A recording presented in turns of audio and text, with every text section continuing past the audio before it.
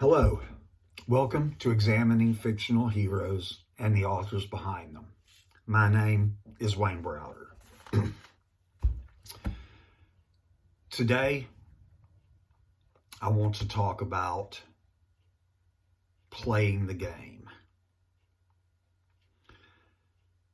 or conformity versus nonconformity. I've said before personally that never in human history has the hero of any story been a conformist. And it seems like to us that forces in our society, at our jobs, wherever, are more and more trying to make us conform to a certain pattern and a certain way of thinking and believing. And it may well be that it's more prevalent than it ever has been. But as Solomon said, it is not new. Nothing is new. Before I get into the fictional heroes aspect of this, I want to share a few quotes with you. The opposite of courage is not cowardice. It is conformity. Even a dead fish can go with the flow. That is Jim Hightower. Noam Chomsky said the whole educational and professional training system is a very elaborate filter which just weeds out people who are too independent, who think for themselves, and who don't know how to be submissive, and so on, because they're dysfunctional to the institutions. Which is why we get that garbage we get at our jobs every year. We have to sit through the same courses, read the same crap, listen to the same crap. It's a culture of groupthink. This from Jocko Willink, former Navy SEAL. Most of us aren't defeated in one decisive battle. We are defeated one tiny, seemingly insignificant surrender at a time that chips away at who we should really be. See, this society, these corporations, they all say they want people who think for themselves. They want leaders. They want so on and so forth. It's all a lie. They don't want that. If you think for yourself, they don't have room for you.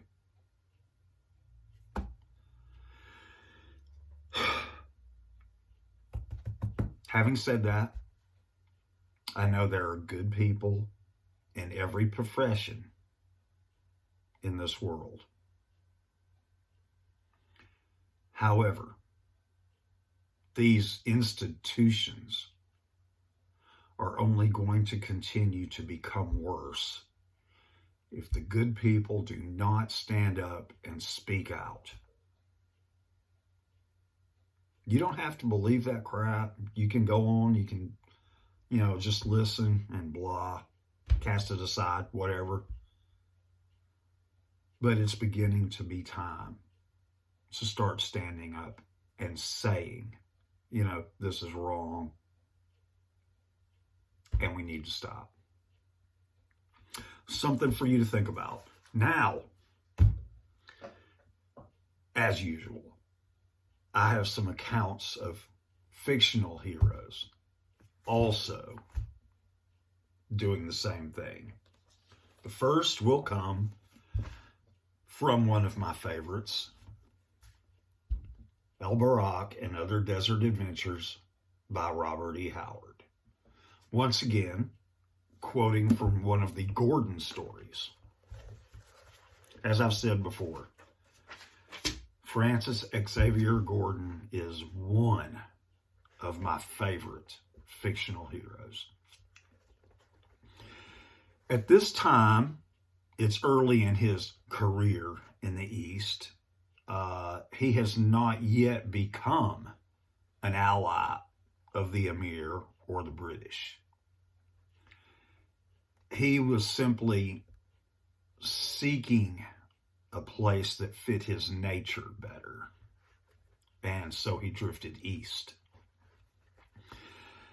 And he is in a hill feud with some people who killed some friends of the tribe that befriended him. And this man, Willoughby, has been sent in to arbitrate. And Willoughby is an interesting character. I may delve into him quite a bit, too, at some point. I hope to. Even though he doesn't fit the general hero persona that you get in these books, he's still a very, very intriguing character. And this is Willoughby at the beginning. But Afdal Khan has expressed himself, both to the Amir and to me, as desiring to end this feud, argued Willoughby. He swears he's been acting on the defensive all along. If you don't agree to at least a truce, the Amir will take a hand himself. As soon as I return to Kabul and tell him you refuse to submit to arbitration, he'll declare you an outlaw, and every ruffian in the hills will be whetting his knife for your head. Be reasonable, man. Doubtless you feel you had provocations for your attacks on Afdal Khan, but you've done enough damage. Forget what's past. Forget? Willoughby involuntarily stepped back as the pupils of Gordon's eyes contracted like those of an angry leopard. Forget, he repeated thickly. You ask me to forget the blood of my friends? You've heard only one side of this thing. Not that I give a damn what you think, but you'll hear my side for once. Afdal Khan has friends at court. I haven't. I don't want any. So a wild Highland chief might have cast his defiance in the teeth of the king's emissary, thought Willoughby, fascinated by the play of passion in the dark face before him. So Gordon has made it plain that he does not care to have friends at court. He does not care to play the game. Next, we have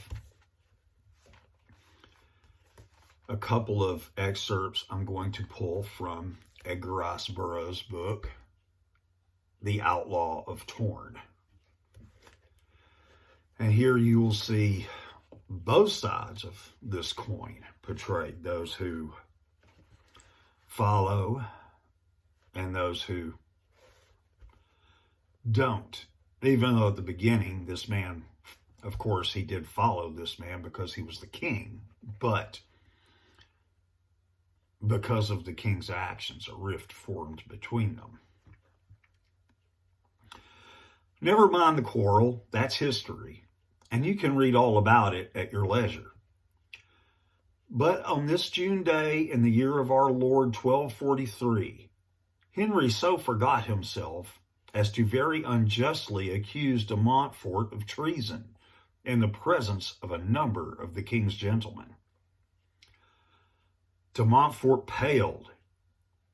He was a tall, handsome man, and when he drew himself to his full height and turned those gray eyes on the victim of his wrath, as he did that day, he was very imposing.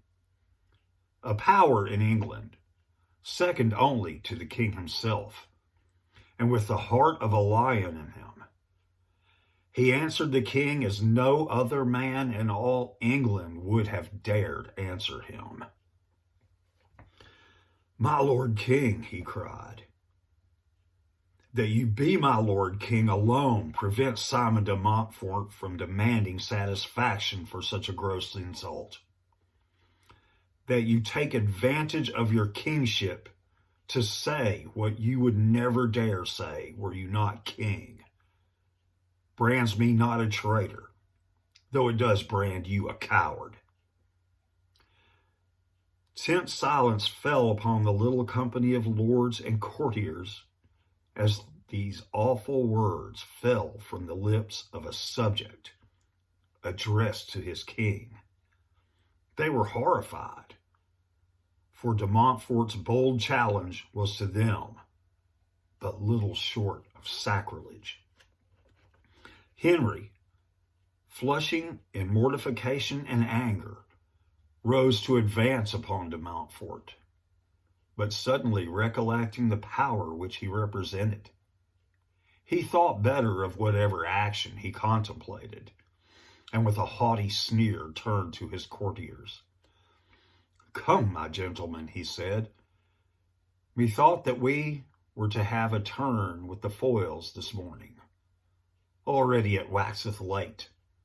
Come, De Fulm, come, Laybourne." And the king left the apartment, followed by his gentlemen, all of whom had drawn away from the Earl of Leicester when it became apparent that the royal displeasure was strong against him.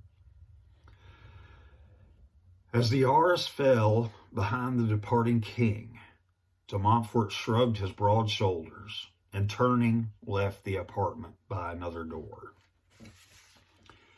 When the king, with his gentlemen, entered the armory, he was still smarting from the humiliation of de Montfort's reproaches, and as he laid aside his surcoat and plumed hat to take the foils with De Fulm, his eyes alighted on the master of fence, Sir Jules de Vac, who was advancing with the king's foil and helmet. Henry felt in no mood for fencing with De Fulm, who, like the other sycophants that surrounded him, always allowed the king easily to best him in every encounter. So in this passage, we see the rift caused between those two, where de Montfort fell out of favor. But the sycophants surrounding the king just went along with him. They were not horrified by what the king had done, only by what de Montfort had done.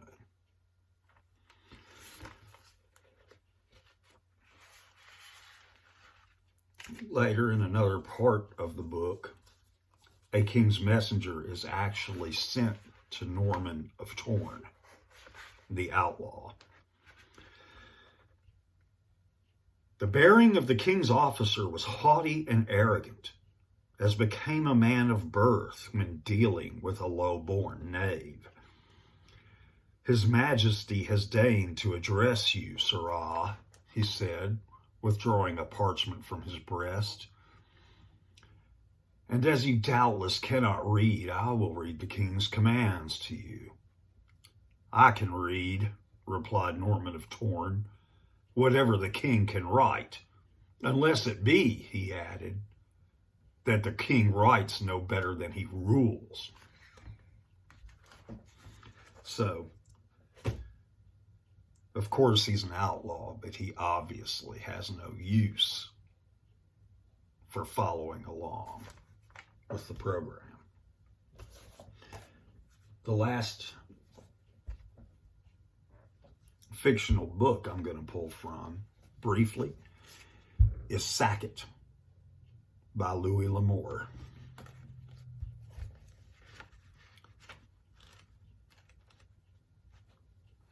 And I failed to mark the page. Here it is. Oh, this book is about William Tell Sackett. "I'm named for William Tell, whom Pa held in admiration for his arrow shooting and his standing on principle. Which brings us to William Tell. I don't have a book about him. I pulled up some information on the computer. I know most of you have probably heard of William Tell. I'm going to give you a brief account of what made him famous.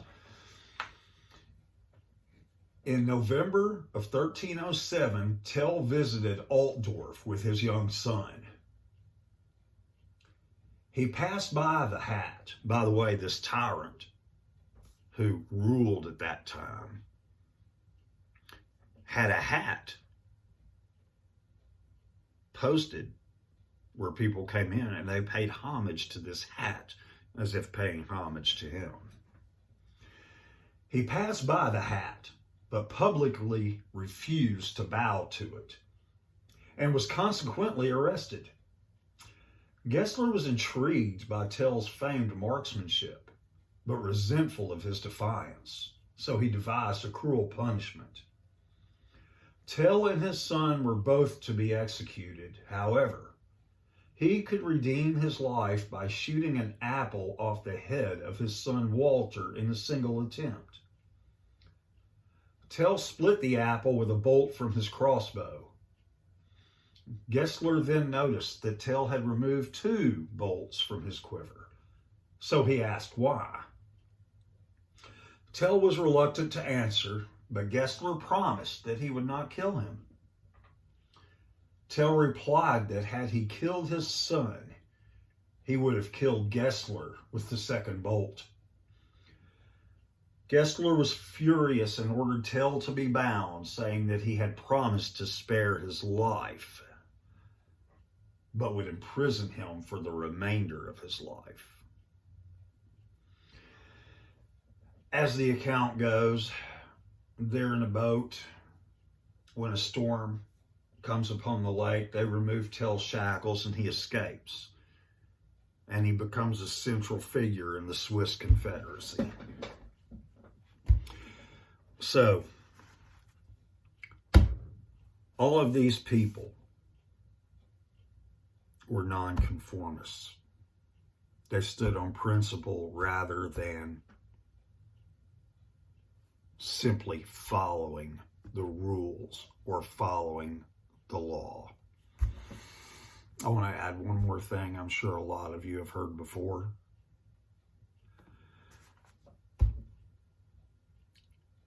During the Nazi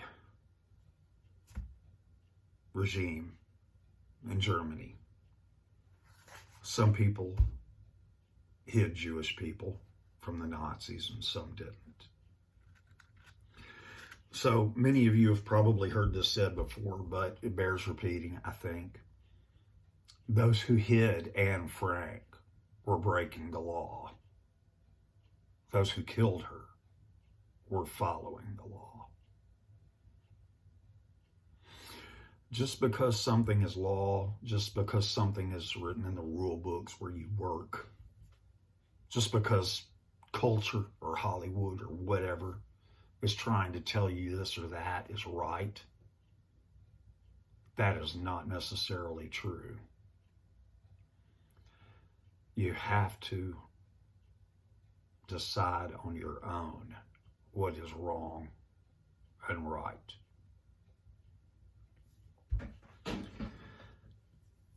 Guys, as usual, I thank you all for listening. I appreciate everything. It's good to be able to have a platform to do this with. Thank you for your time. Have a good day.